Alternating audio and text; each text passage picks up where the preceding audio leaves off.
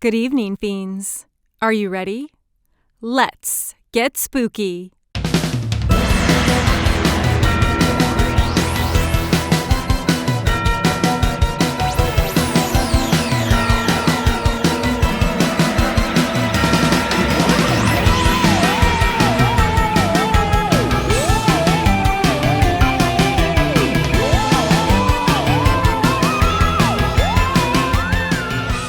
Hello, Fiends, and welcome back to another episode of Let's Get Spooky. I'm Vamp. And I'm AJ. And today's topic is dangerous states. We are starting off with Something very chilly. We're getting chill here. The number one most dangerous state, which is Alaska, which was a shocker to me. Yeah. Because I for sure thought it was Florida. You all the Florida man stories. Yeah. We've talked about Florida often. And Florida's not even on the list of the top 10. Alaska is number one. Then we have New Mexico, Tennessee, Nevada, Louisiana, Arkansas, Missouri, South Carolina, Delaware, and Maryland. So we're not in the top 10. So we're California. Wait, how many of those have been to? I haven't. Your hands in the way. Sorry. I'm sorry. Sorry. I feel like I've only been to Tennessee and Nevada. We've been to. I feel like You've I've been to a lot of these random states. Than me. We both have not been to Alaska. No. Which too cold, but I would like to. It might be cool to go. Alaska is beautiful. There's the Alaskan cruise, which you can do, and you can visit a bunch of different places. And you could, if you don't want to, if Alaska seems too dangerous to you, you could stay on the boat, which I feel like boats are also dangerous. Yeah, so your either pick. way, you're dealer's choice. What are you dealing with? So we will talk about, start off with shows and movies that are Alaska related, Alaska adjacent, which is mine.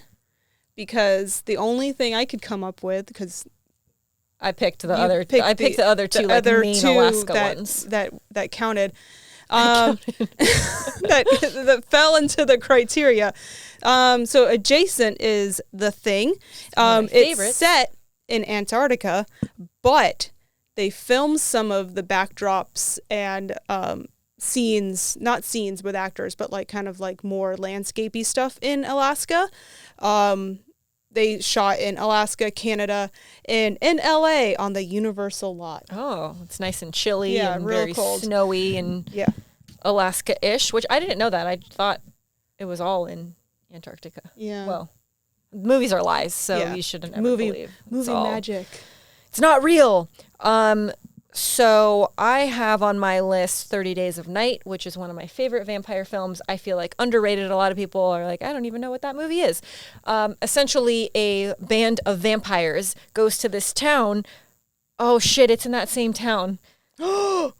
Before we started, hold your phone. Before we started, I was trying to figure out, there's the Alaska Triangle, and it's between Juneau, Anchorage, and this other town that used to have a very common name. Easy it was called Barrow. One of those, yeah. Barrow. But now it's called, I'm going to spell it, Utqiagvik. How do you say that? I remember because I just looked it up. I forgot already. Utqiagvik. Something like that. So apparently, which I didn't know, 30 Days of Night is based in the town of Utqiagvik, formerly known as Barrow. And the town has 30 Days of Night. Just like the name says. So for 30 days, it's dark. So what did the vampires do? They're like, we're going to go to a place where we can eat people all month long because it's dark. Yeah. We don't have to worry about the sun. Super smart vampires. Yeah. I love the look of the vampires. Their teeth are all crazy in it. It's a really fun story. And to be 100% honest, I was like, I don't want to go to Alaska. I don't want to go anywhere where it's nighttime for 30 days. Like, I like nighttime. I'd prefer that versus day. Because there are places where it's like sunny for way too long. I think I could deal. I think because I could sleep and be up when it's dark. So I feel like I'd be better doing that. But I feel like a lot of people feed on sunshine. I'm kind of the opposite. I think I would be okay, but I wouldn't want to live there. I wouldn't want to live somewhere that'd be kind of weird. You have to be in the dark for 30 days. And I mean, obviously this is, there's a little spider on my notebook. Hold on. Help. I'm just going to let it do its thing. It's just crawling around. Yeah, I wouldn't want to live there. I also, if vampires going to come for 30 days, they're my people, so I think I would be fine. I don't know about you or Cameron. You guys might be suspect.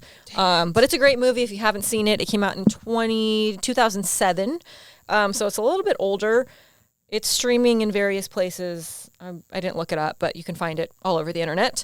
I also have The Fourth Kind, which was out in 2009, and this is this one is interesting to me because when I first watched it, it's basically talking about alien abduction, and there's good topic. A lot of controversy around it because when the movie came out, it opens up with like a confessional of what's her name? Dr. Abigail Tyler, played by Mila Jovovich. And it's a pseudo documentary, which is basically a fancy way of saying that it's not real. But the way it opens up makes it seem that it's based on a true story. And they said it was based on a true story.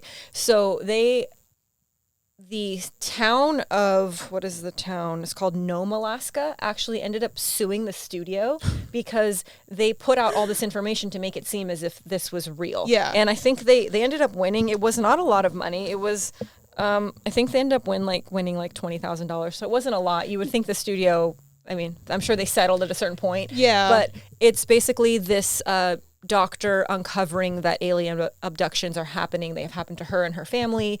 She loses her husband, so she's going through a lot of grief. And she is a psychologist, so she has people coming in and they're telling stories, and she's like, oh, basically you've been abducted by aliens. Yeah. But there was this whole thing going around because when I watched it, I was like, this isn't real, like a Blair Witch situation. Well, yeah, and obviously, depending on your belief on aliens, whether you think they are real or not, it could be like, absolutely this isn't real or this is, but it was the fact that they said based on a true story. Yeah. So whenever you say that, people are like, oh, it's real. Oh, it's real. Yep. It's 100% real.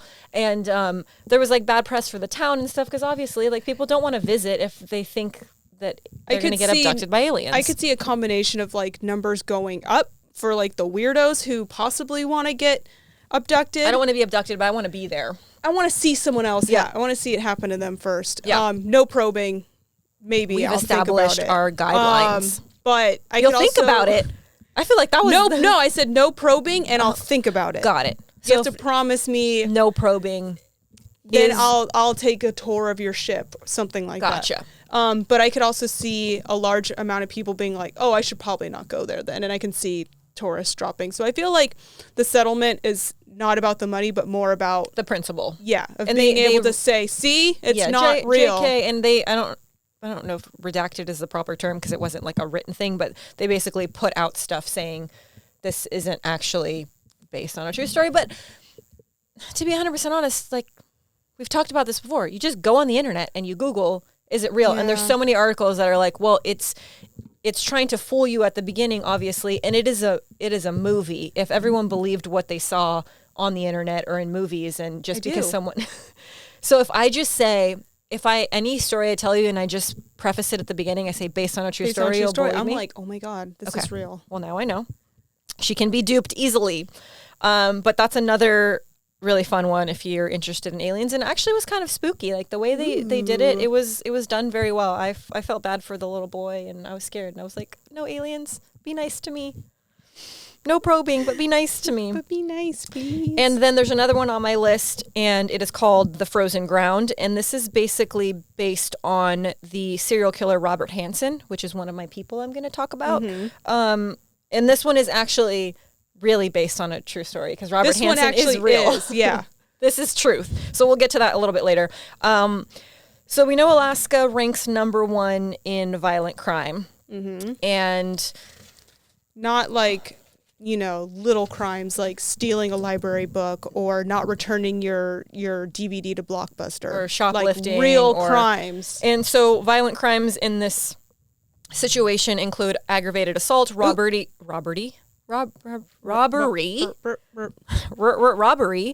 homicide, and rape. So these are severe crimes. And I think it's interesting to think about it because Alaska is huge. And the amount of people compared to how big the state it is very different. Yeah. So there's not a lot of people for how big it is. So the percentage of crime when it is violent is a little bit higher. So I think the rate is, what it says on my list is that there's 885 crimes per 100,000 people. That doesn't sound like a lot, but these are, again, violent crimes. Yeah. So this isn't including like little piddly things, theft and stuff like that. This is like murder, the robbery, big ones, like the scary, spray the big painting scary ones. a pair of boobs on the side of a building. That's a crime. That's defacing, right? I was like, vandalism. Yeah. Everybody loves boobs. Everybody loves boobs. It's true. That can't be a crime. And in the opposite states that are the safest, we have Maine, Vermont, New Hampshire, Idaho, and Wyoming. So if you're scared, go there. Go there. Idaho has a potato hotel that you could stay in. I want to stay in it. Like, how fun would that be? The bed's like a potato shape? No, the actual exterior looks like a potato. And you go inside and you stay inside of it. I want to go there. Do they only? I hope they have an only potato restaurant where everything's made out of potatoes. Man, dreams. I hope so. Lean into the potato. Just like potato. It's your thing. The whole situation. Make it a whole thing. It's just do it. Well, it's safe and they have a potato hotel. It's really all you need. It's all I need. Okay, we'll put that on the list. There's got to be something spooky. Something happens there, I'm sure. There's ghosts. Oh yeah, the Idaho ghosts. murders just happened. What? The 4 college students? I live under a rock. What? Really? Yeah. So Idaho, you lie. Well, I mean, maybe that's like the only thing that's happened in a long time. I don't think so. I've heard some stuff. Well, maybe Idaho. We'll talk is about it up. in another episode. Yeah, we're gonna eventually. We'll prove that list wrong. Yeah, we're gonna find things. We're gonna uncover it. Well, this is also this list. This is a recent list. This was in, I think, March of 2023. These statistics. So this will be an ever changing list. I think things are going to move around. Hopefully everyday crimes happen. Yeah. So proportional to its population, Alaska is without a doubt the most state among serial killers, with 15.65 serial killers per 1 million inhabitants. Which also doesn't sound like a lot, but I feel like it doesn't. But at the same time, like, I think one serial killer is too many. Too many. So over 15 and a half serial killers. I don't know who the 0.65 is. I'm also thinking of that as like, there's, wait, what are the numbers again? So there's 15.65 serial killers per 1 million inhabitants. Okay, so I have a million little hot Cheetos. And almost 16 of them 16 of those are serial killers. Are poisonous. This is a knife. Yeah. Yeah. That's a lot. That's a lot. And then you mix those almost 16 of them amongst the population, like you sprinkle them in here and there. They could be anywhere. Who knows? They all look the same. Mm-hmm. You never know. So watch your back. She could be a serial killer and I would have no idea. You would have no idea. A total of 51 serial murders took place in Alaska between 1900 and 2014. Also, doesn't sound like a lot, but one is too many. Like someone that is going out and like, I'm going to kill you, whether I have a reason or not, but then I'm going to kill him and I'm going to kill that guy and then that girl and then that kid. Like that's, oh my God. That's a lot. Yeah. One of them is more than we should ever need. Mm-hmm. So it's saying that serial killers spiked in the 1980s and Alaska led the nation in serial killer murders during that decade. 80s were a rough time in Alaska. And they have basically a number of theories saying that it could be environmental factors. The winter nights are longer, the physiological impact on the people, like from the weather, severe depression, it's cold. It makes it hard to go out and do things in certain areas in Alaska. Which is interesting because I feel like whenever they talk about stuff happening in Florida, they're like, it's because of the sun. It's too hot. It's too hot. The humidity with the sun, it makes you absolutely nuts. But it's true, so it's like the opposite? Yeah. I mean, imagine the extreme opposite of it being, we've been to Florida many times where we're like, we're just trying to live and it is so hot. It's hot and I have my poncho on and it's raining and I'm like, how is it hot and raining at the same time? Like, and then can 2 you just minutes make later, up your mind? You're getting a sunburn, your skin is boiling off because it is so miserable. And I'm taking bath salts and I'm eating the faces off of people. Because the sun made you do it. Yeah. So think about the opposite. I dislike being hot very much. I very much dislike it. I'd rather be cold. Until I'm cold and then I'm mad. No. I would rather die than be like, when I'm cold, Cameron will tell you, my body does not regulate temperature very well. So if I'm really hot, I'm like a raging maniac. And if I'm really cold, I'm like angry. Shut like down. It makes me angry because my body hurts. So not that I would result in being like, oh my God, I'm so cold, I'm gonna go kill people. But I do understand the logic of severe weather having an effect on like your mental state. Okay. So yeah, I see that. They're saying that along with the weather, also the isolation. So some people live in very isolated areas.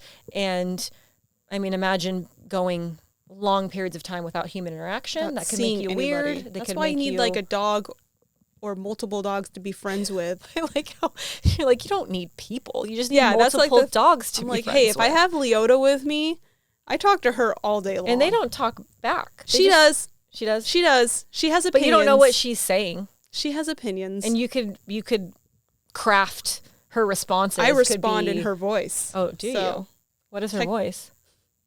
I can't do it right now. Oh, under pressure. She needs to be here.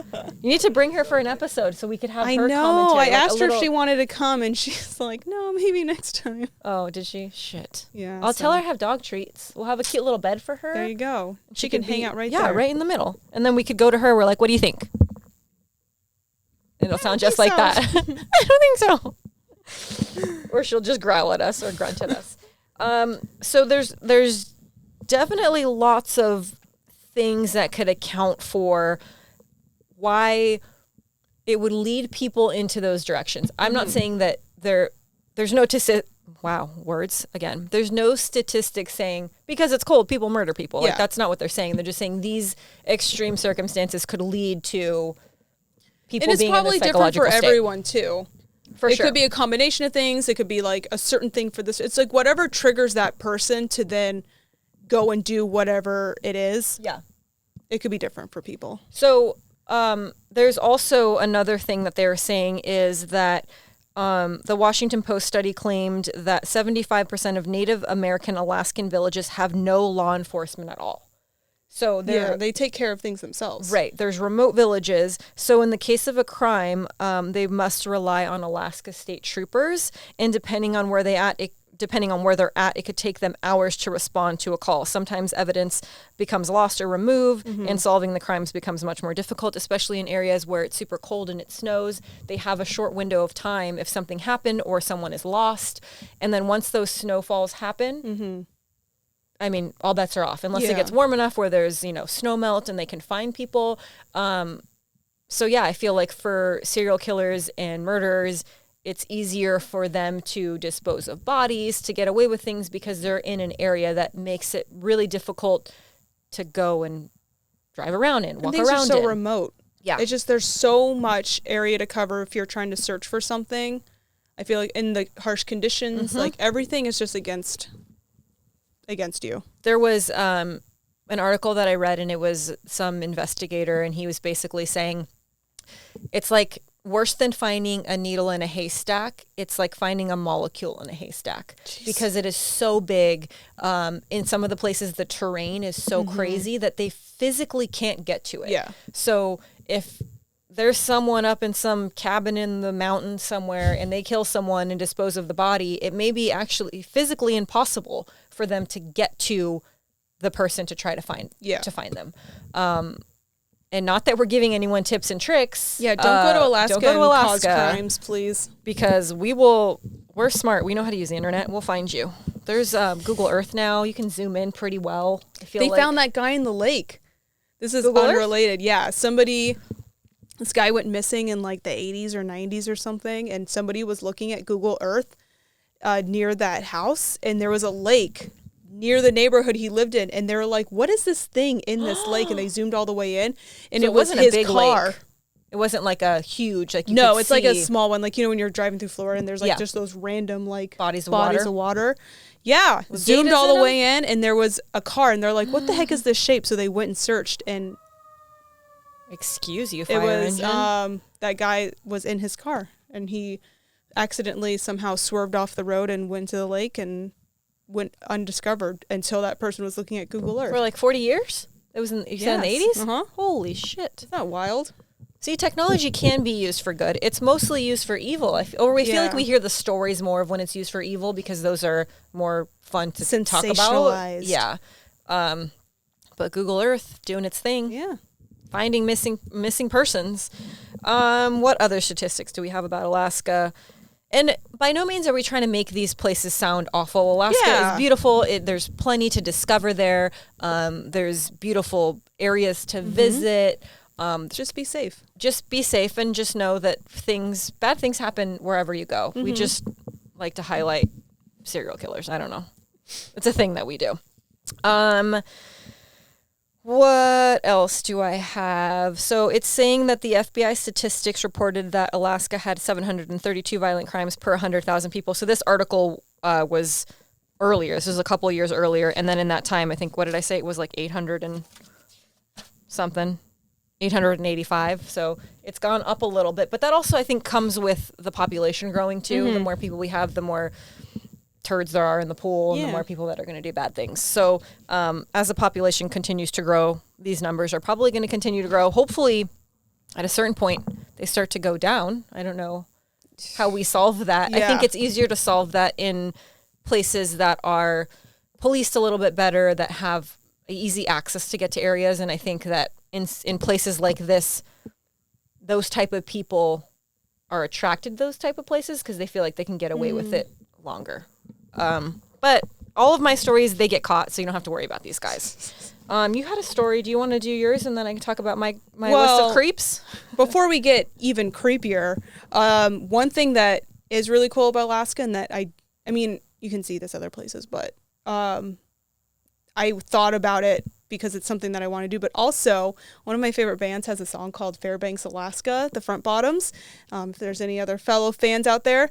But in the song, they talk about the Northern Lights, the Aurora Borealis. It's those beautiful, like, it literally looks like... It's like rainbow. It's like our light back here. Yeah. Like our wavy rainbow waves light. of light in the sky.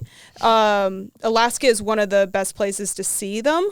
The best time is between August and April because there's less daylight, which leads to a darker night sky. Because that's like one of... They're like, when you're in a remote location where it's really dark, you can see them pretty well. But if you're in a city and there's the light pollution, it dims them a little bit. But there's, like we were talking about, there's a lot of remote locations in Alaska that you can go and see them. Do they have the igloo? I don't know if it's there or was somewhere else where they were like, they're made out of ice.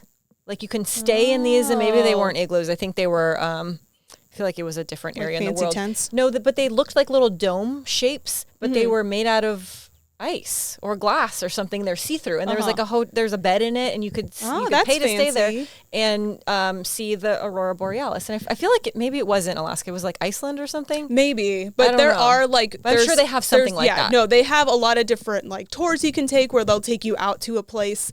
So you can see them. There's also certain hotels that are in the areas where it happens. They have the Northern Lights wake-up call. So they'll wake visitors up when the lights are out, and you can, like, instead of like waking you up in the morning because you need to go somewhere, it's like waking you up to be like, hey, go look at the pretty lights. It's like 2:30 in the morning. Like, get up, just folks, go, the hey, lights guess are go out. look at it. The science behind them is also like really crazy. So they happen about 60 to 70 miles above the Earth's surface, which is 10 times higher than where airplanes fly. Most of the colors are green and yellow, but you can get some purple and red and blue, and it's all about so it's created by electrical charged particles that hit different gases in the like atmosphere. Yeah. And in the they sky? basically collide and create energy that form light. I feel Alaska like most trip. things we're saying, like, the more north you travel, the more you can remote see that it is too, less light pollution. Yeah. Added to the list of things. It's added. So should I start on my Sure. list of creeps? Okay. Oh gosh, creeps. The stories are, I mean, they're interesting. They're not as like wild and crazy. It's like they get caught, and a lot of the times they've gotten away with it for a long time, but it's not like when you think serial killer, you always think like they've killed 50 people or they've killed a ton of people. Like sometimes it's only a handful. One person is too many. But I think because 50. A lot of these were a little bit older, they were obviously able to get away with it a little bit longer. They didn't have social media like they have now. They're living in really remote places, and most people, unless you physically went there, had no idea. And saw a dead body. Yeah, exactly, that they existed. So the movie that I talked about earlier is a story of Robert Hansen. So basically, his fellow Anchorage residents thought that he was a good father, a loving husband, a successful businessman, a skilled hunter. And then they really learned that that was not the case. And he had murdered nearly 20 young women over the course of more than a decade. So he owned a popular Alaskan bakery, which Ari's like, dang it, he was a baker. Like, I loved baked goods. This, Sweeney Todd? You baked delicious goods, and you also killed people. And then he regularly prowled the streets of downtown Anchorage in search of women working as prostitutes or exotic dancers who he would be able to convince to be with him alone. He owned a private plane, and he actually took some of his victims into the Alaskan wilderness. He released them into the bush only to hunt them down like animals. In June of 1983, Hansen's crimes were discovered, much to his shock of his wife, children, and people of Anchorage. Cindy Paulson, a 17-year-old sex worker, was able to escape, and before he could force her to board his plane. On February 1984, he pled guilty to killing 4 women and was sentenced to more than 400 years in prison. He died in 2014 at the age of 75. We don't know how he died, if it was natural causes or if he was killed. But to me, this is straight out of a movie. So he abducts these women. It was a movie. Well, yeah. There's been movies that's basically this. But like in the sense that this is out of a movie as if nobody would do this. Like people wouldn't do this to people. But the fact that he had his own private plane, he was able to take these women and basically get rid of the bodies. And there's a movie called The Hunt, and it's kind of like this, where they release these people and then the rich people go and they like hunt them for sport. But the fact that he would not only do this to the women, then he would take them somewhere, release them and make them think that they could get away, and then would just hunt them down and kill them. And like, dude, why would you do that? And I guess you'll never really understand people that are like this. I mean, we want to understand so that we can find red flags and keep it from happening in the future. But the fact is, like, there's some things that people do that are just unexplainable, and they're just bad people. I'm just like, how does that start? How you're like, I have the plane, I can start doing this. Right. And was it that he would take them on the plane to try to get rid of them, and maybe someone got away and he had to hunt them down, and that became something this is fun. This is great. I would like to do this more. And eventually he does get caught, which is fantastic, but he got away with it for a decade. Yeah, quite a while. He was doing this to women for a decade. Yeah. So yeah, that's Robert Hansen. He sucks, and he's dead, so it's fine now. But yeah, gross. We don't like him. Awful. Should I go to my next one? I mean, I just have a bunch of haunted locations. I don't know. Do we want to do a haunted location and then a creep? Yeah, let's do that. A haunted location and then a creep? Yeah. Cool. Haunted location. So there is the Red Onion Saloon. It was a brothel. It opened in 1898. So basically during the Klondike Gold Rush, there's the town is getting bigger.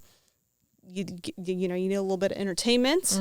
The way that they operated was a little interesting. I mean, I don't know much about brothels, but so they had 10 rooms, small rooms upstairs, and that's where the business happened. And then downstairs they had a bar, and you would like a saloon. I think of like a Western kind of, the girls in the cute dresses. The photos I had, or I mean, they don't have photos from back then, but like they have it made up to look like a reenactment of what it would have been.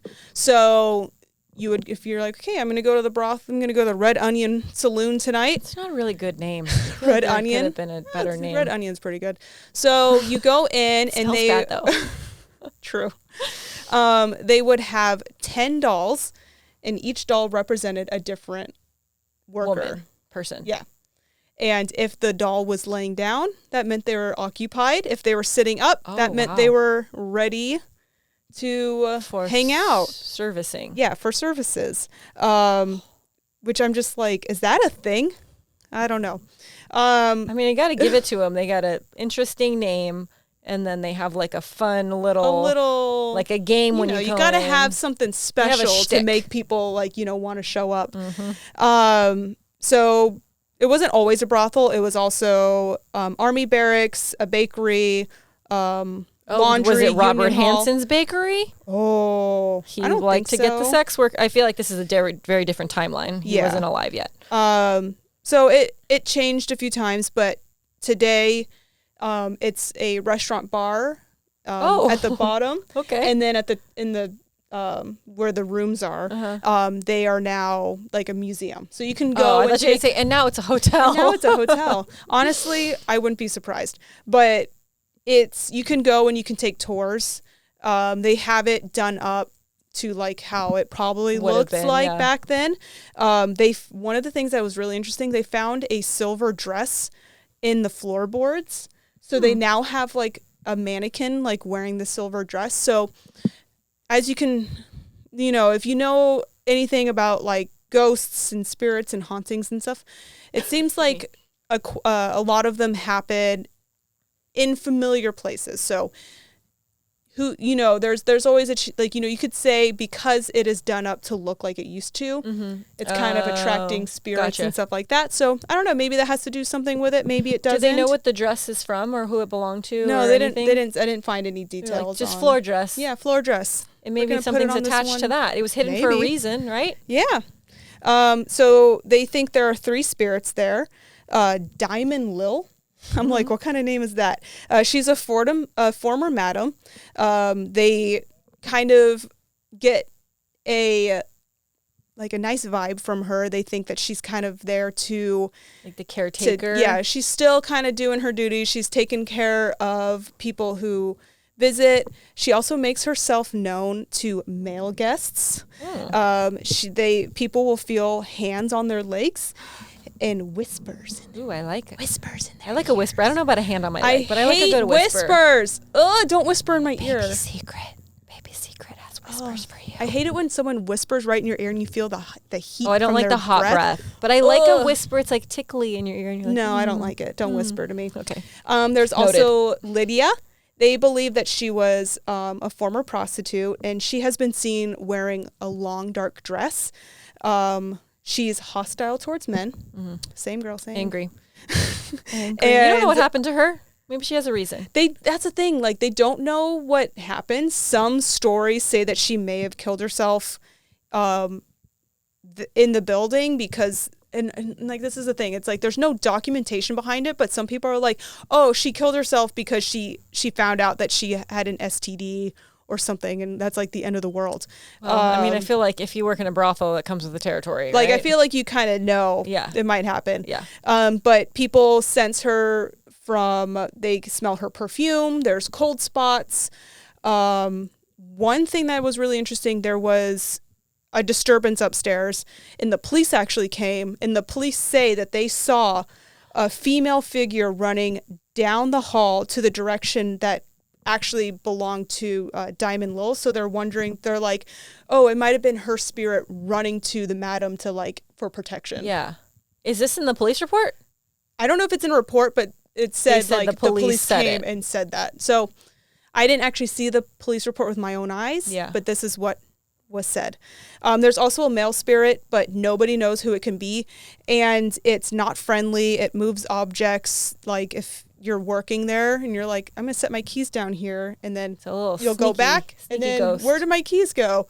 It also said that it moves expensive liquor, and I'm like... So he was a brothel patron who liked expensive things, and he was a trickster. He's a little trickster. I think it's interesting when people have history like this, and they have stories, and they give these ghosts a personality, especially, and it's tough when there is no documentation, because you're saying of when the place was built, there was people weren't writing shit down. This is also like, I'm pretty sure brothels have always been illegal. Yeah. So you're operating a business that you don't necessarily want a record of everything that goes on there. But I do find it interesting when stuff like that happens, and then you have multiple visitors give the same stories when they've never heard them before. That's always super interesting to me. And I guess you never really know if they have in fact or not heard the stories, because we do have the internet now. It's very easy to look things up, but you would hope that people are being truthful. And, you know, I love a little ghost story and a place where you can potentially meet some old ghosts. Smell some perfume. Smell some perfume. Or have that guy hide your keys. Although that would be very frustrating. Yeah, please don't touch my keys. If I ever have a ghost, can you just not Although I have screw an with me? air tag on mine, so I would see the keys moving. Yes, which would also... That's how we catch them. That's how we catch them. Screen record the air tag moving around. I love when I, like, leave stuff behind.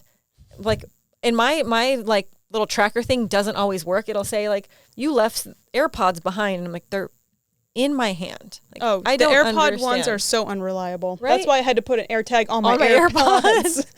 It's embarrassing, but I needed to do it. It's counterproductive. We can't remember anything. We lose everything. Or you may have a ghost. You don't know. It's either a goose, your cat, or it's a ghost. I think they're teaming up. Yeah. He's like, I have a plan. Let's fuck with her. Okay, so I have another creep. This one is interesting because it takes a turn and it's not really what you think is going to happen. So this is Michael Silka on April 29th, 1984, again in the 80s, because apparently the 80s were a rough time for Alaska. They said it was a spike, and now I'm starting to believe it. Alaska State Troopers visited Fairbanks, Alaska, a cabin where a 25-year-old Michael Silka lived, and they were alarmed by the fresh blood on the snow surrounding his home, and were concerned that the young man might have been injured. So they're thinking, uh-oh, the guy that lives here, he might be hurt. Yeah, he's hurt. We should feel bad for him. We should make sure he's okay, because that's our job. So Silka assured them that the officers that blood was from a moose hide, not from the moose hide, but he had killed a moose to get the moose hide. And so the troopers were like, sure, okay. He killed a moose. So they just left. They're like, sure, you're 25 years old and you live in a remote area in a cabin, and you're just telling me that it's from a moose. I don't know. It's not super detailed. Like, did they see the moose hide? Because if you've skinned it already, that means there would be stuff. There would be at least guts. two pieces, the hide and then the stuff that's underneath. So I would have essentially been like, okay, cool. That's what it is. Can you show me? Yeah, let's see it. Let's get some evidence. But apparently they were like, no, you look trustworthy. So they left. Ugh. So approximately 2 weeks later, Silka arrived in the town of Manly Hot Springs armed with multiple guns and loads of ammunition. On May 20th, 1984, he began a 3-hour shooting spree. After killing 8 people, he dumped the corpses of the victims in the Tanana River. When police arrived by helicopter to investigate the shootings, he managed to kill one of the officers before he was shot dead by police. So going back to his place, the troopers left because they believed him, but then they realized that he had murdered his neighbor, Roger Culp, the previous day. Oh, so he's the moose blood. So, yeah, it wasn't actually moose blood. It was Roger blood. And I think these kinds of things fascinate me because the other thing 2 weeks later could have 100% been prevented if they were just like, let's look into this a little bit more. Show me. Yeah. And also in a previous episode, we talked about the show Blackbird, where the serial killer was a serial confessionist. I don't know if that's the way you would say it, where they would just have fake confessions because they wanted attention. But the police officers were like, oh, that's just Larry, that he's weird, that's just him. He didn't mean it. He's fine. And you're like, in what world do police officers just take your word for it? Yeah. Like, and I guess maybe in the 80s, people were... You have to have a very trustworthy face. Yeah, or you're charming. In the Larry Hall thing, it was people that he grew up with. So I think it's a little bit harder when you're like, no, I went to school with him. I know him. He would never do that. But for something like this where you're like, there's just a pile of blood in the snow. Oh, he said it's a moose. Okay, fine. And he's 25 years old. He's like a younger kid. And you just believed him. Yeah. And then a bunch of people died because they didn't do their job. One of the cops, I don't know if it was one of the same officers that had gone out there before, but he was killed by this guy before then they shot him dead. So apparently he didn't have a violent history before, but it just takes one to then have a violent history. Right. You just had to snap one time and now you're a serial killer. So he also sucks, but he's in fact dead as well. He's on the suck list. He's on the suck list. So you have another haunted place. I do have another haunted And then I have one more creep and then we'll move on. The Wendy Williamson Auditorium at the University of Alaska Anchorage. This one was really interesting because if you go to their website for the auditorium, because you can like rent it out for performances and stuff, it has like all the details on how you can rent it and like, you know, how much things cost. Then at the bottom, it's like about our hauntings. And you click can on also it. do a ghost hunt here. Also, just so you know, it's haunted. They believe it's haunted by 6 different ghosts. It's been confirmed by a psychic, so 100% true. Based on a true story. The psychic was saying that they believe that the spirits are drawn to the auditorium because of the raw emotional energy from those great performances. Oh. Actors. So there's one that's a male musician. Apparently Wendy Williamson is a dude. I thought it was like... I didn't know Wendy was a... Yeah, I didn't know that was a... Yeah. So they think that it might be Wendy Williamson himself. Did anybody die there? I didn't see any reports of deaths there. Okay. But the psychics said... But the psychics say they are attracted to the energy there, yeah. They believe that it might be him because I guess somebody keeps knocking down the portrait of Wendy that's hung on the wall, so they think that it's him. And I'm like, why would you knock down your own portrait? Maybe you don't like it. Maybe it's like, oh, I don't look like that. I don't look like you that. guys did me dirty. That's not good. Take it down. Take it. I don't want it. A shadowy man that loves a good performance and can be seen leaning backstage and listening and really taking in, again, the actors. Actors. A woman in white. This one was interesting because there was like a few people that were saying like they saw a woman in white on stage and they thought it was part of the performance and then they would just disappear. Oh, that's good. I feel like there's always a woman in white in a theater. In a haunted theater, there's always a woman in white. There's always at least one woman in white. They think she might be a past performer. There's also a teenage man who is the kindest spirit there, I guess. He kind of gives off overwhelming sense of comfort to those who are troubled, which I guess is nice because if you're about to go on stage and you're nervous, you could be like, maybe he comforts them. He's like, he calms them. So that's nice. There's a little girl who they think is about 8 or 9. I guess you can see her silhouette in like near spotlights. And she giggles around the auditorium, which could be a little distracting if you're really performing. Cute really or cute, very creepy, distracting. Yes. One of the 3. There's also an angry man who I guess has problems with brunette women. So you'd be on the chopping block. Yeah. Apparently he creates a negative atmosphere. I guess during a beauty pageant, he shoved a contestant and they had hand marks on their back the next day. That's crazy. So that's a hard shove to like leave some type of hand mark. Also rude. Yeah, not He's nice. Just trying to pageant. They also feel most of his negative energies in the lighting booth. So this is all like workers and performers essentially feeling these things. Huh. Yeah, people who visit, people who perform there, people who work there, they're all feeling these types of things. But yeah, I just thought it was so crazy that not only like I saw it on other sites, but the fact that it was on their official site, I was they're like, that's wild. You could have your play here. You could have a birthday party here. Also, there's ghosts. Yeah, also there's 6 of them. 6. Let me introduce you to all of them. But I guess it's good and bad because when you go into haunted locations and you have this preconceived notion of what's going to be there. Like, I know there's a little girl that haunts this place. Right. Any little giggle, you could be like, oop, that's her. Yeah, you're more inclined to find things or come up with things that fit those categories. But if you have no idea, again, and you're like, oh, I heard a little girl. And people are like, they'd be oh, my God. Oh, that's the little girl. Crazy that you heard a little girl. So back to one more creep, and then I think I have one more quick one after that. So this is James Dale Ritchie on November 12th, 2016. Holy crap, this is in the recent times. That's not too far from right now. Yeah. Dale Ritchie shot at Anchorage officers who were responding to a complaint that he had refused to pay a cab driver.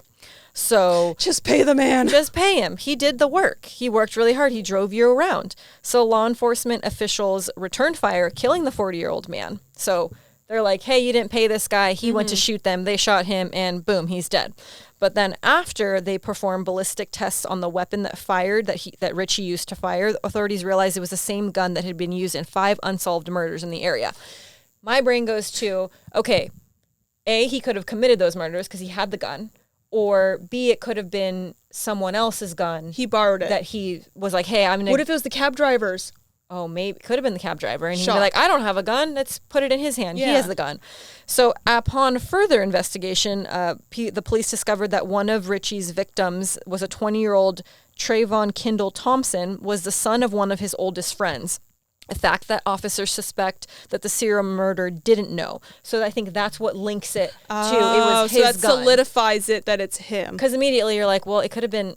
Why is this bug? It could have been a different person's gun that came into his possession at a later time. But then they're like, nope, he killed someone that was related to someone that he knew. So he, in fact, was the killer of these 5 people. And again, they don't have evidence that he physically killed those people. So someone could have used his gun to kill. There could have been multiple people. 5 times, though? I mean, I I'm could just maybe throwing it out believe there. once. Like, I could see someone, hey, can I borrow it?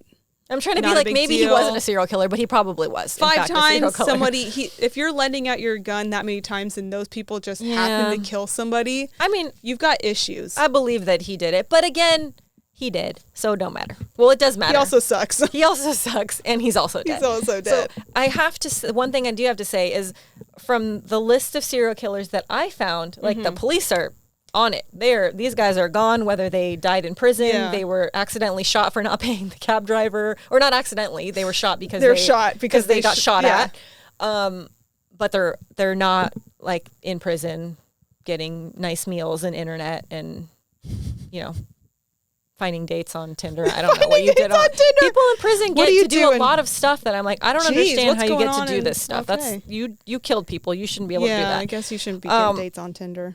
So I have a whole thing about the Alaska Triangle, but I feel like we're coming to an end. Also, aliens in Alaska, a lot of people... We'll have to do a whole just aliens in Alaska There's a whole thing. Alaska Triangle, there's a whole thing, which is... it does, for sure. That'll be its own episode. I was like, I'll just talk about it real quick. I have like 3 pages of notes. But the Alaskan Triangle is similar to the Bermuda Triangle. It is a triangle area from Anchorage to Juneau to Utqiagvik. I still got it. She forgot it. I phonetically wrote it out. Yeah. Where disappearances, UFO sightings, like so many crazy things have happened there. So we will have to revisit. We'll revisit for sure. The Alaska Triangle, because there's some crazy shit that happens. Yeah. Just one last one, just because I think it's really fun and it's really quick. I don't even think it's actually truly haunted. I think people are just adding things to it. But there's the Igloo City Hotel in Cantwell, Alaska.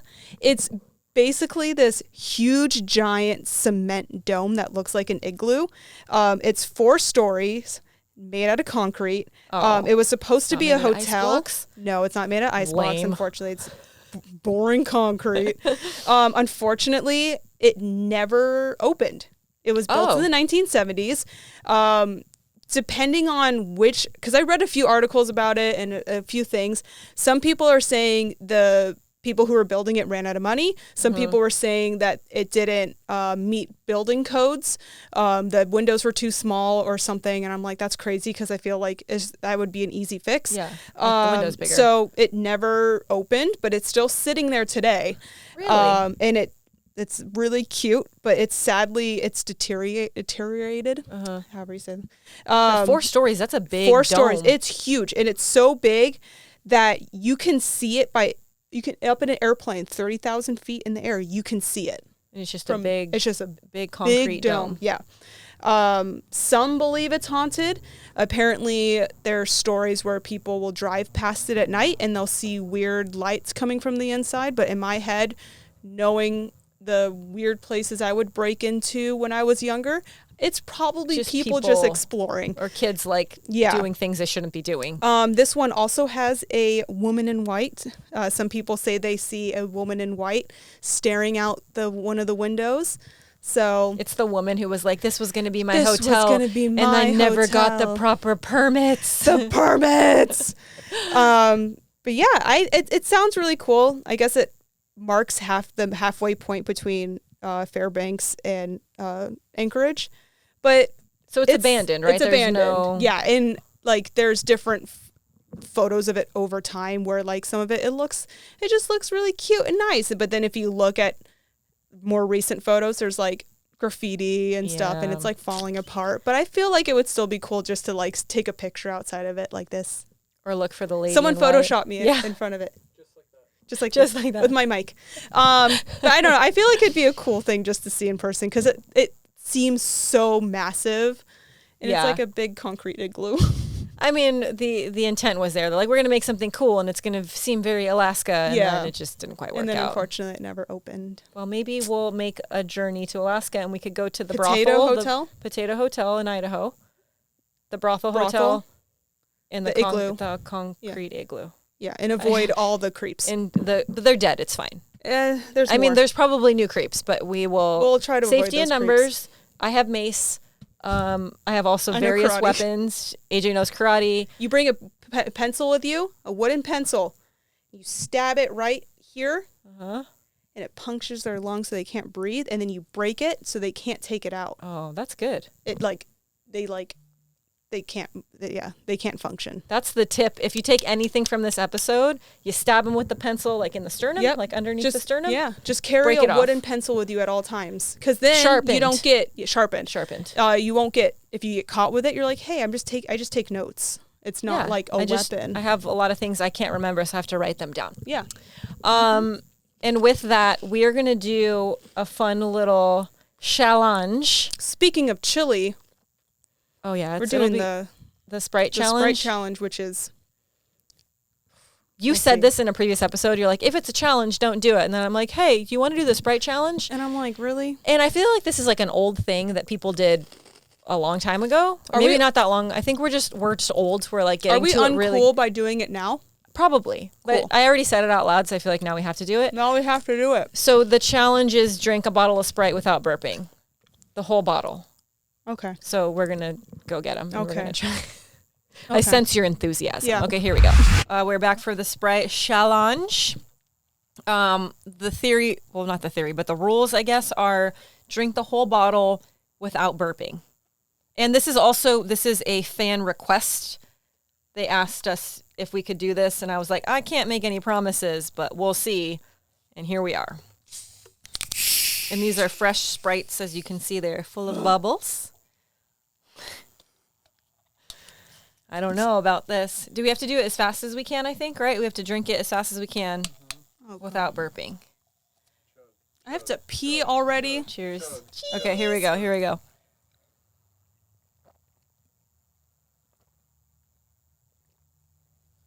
It burns my esophagus.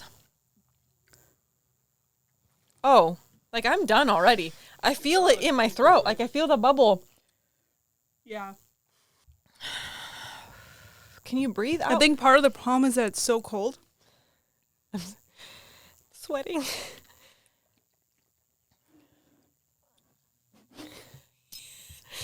So cold. My stomach is making noises. Can you swallow a burp? Like, go back down. It's gonna get bigger when Swallow that burp.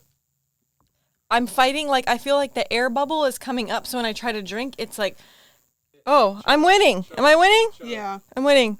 I think I just burped. I don't know. One farted. Wait, did you or did you not? I think it's... Do I win? I think you win. That was it? That's it. Really? I feel like there's more. I think I'm drinking it too slow. Oh, it's sad. I'm sweating. There's snot coming out of my nose. And I feel like my heart hurts. Oh, wow. I like really won. You suck at this game. I did 2 in a row. Oh, I'm kind of like not impressed with my burping skills. I felt like it was going to be like an aggressive burp. Now I just feel bad. Yeah, if this wasn't so cold, I think I could down it better. Also, there's a lot of sugar in Sprite. I don't really feel good about myself. Oh my God. 63 grams of sugar in this whole. That's 63 packets of sugar. That's tough. It's too cold. Oh, she didn't even finish. I didn't finish. It's too cold. I win. What do I win? Thanks. High five. So I hope you were humored by that. I feel like it was a little uneventful. Yeah. You win that one, whoever commented that we should do this, you won their approval. Yeah. I hope you're happy. That was very, very painful. I would not recommend that only because this is terrible for you. That's a lot of sugar. And I feel People like drink this all the time. Well, I know. I feel like there's different variations of the Sprite challenge. I looked it up and there was something about eating bananas That and then sounds doing awful. it. But it's like That combination is not good. it's like the cinnamon challenge. Remember where you had to swallow the cinnamon, but it's like it's physically impossible to do that. You can't because it's dusty. So I think the banana version of this is if you eat the bananas and then have the whole thing of Sprite. It's Is there more like some chemical reaction between the two and it expands in your stomach? Yeah, it's too much for your stomach to hold and you will throw up. So I was like, why would you do that? That doesn't sound fun. You don't want to see me throw up. This wasn't really that much fun. It kind of was painful, but It was just spicy. I like winning challenges, so there's that. So we hope you enjoyed this episode of Let's Get Spooky. Make sure to follow us on socials, and you can watch and see more at letsgetspooky.com. And don't forget to Stay spooky.